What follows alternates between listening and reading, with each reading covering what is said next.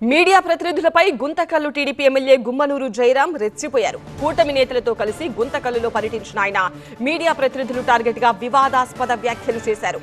అన్ని చేసే ఈ స్థాయికి వచ్చానని, ఏది పడితే అది రాస్తే రైలు పట్టాలపై పడుకోబెడతానంటూ హెచ్చరించారు.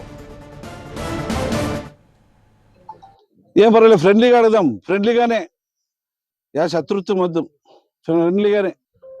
నేను పోయిన తర్వాత అది ఇది అని చెప్పి రాస్తే మాత్రము మరి మీరే అన్నారు పట్టాల మీద పండుబెడతారు. మరి అది లేకున్నప్పుడు మీరు నిరూపించకపోతే పట్టాల మీద పండుబెట్టే కూడా నేను సిద్ధంగా ఉన్నాను. ఎందుకంటే నాకేం లెక్కలే, అన్ని విధాలుగా చేసి వచ్చినోడిని.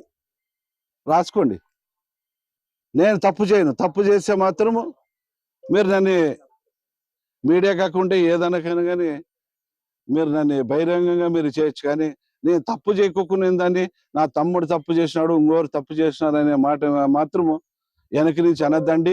ఏదైనా తప్పు చేసినానని చెప్పి నేరుగా అడగండి.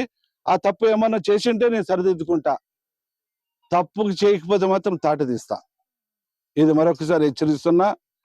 నా పైన రాసేటప్పుడు కూడా ఎవరైనా కానీ అన్ని విధాలుగా ఆలోచన చేసి రాయండి.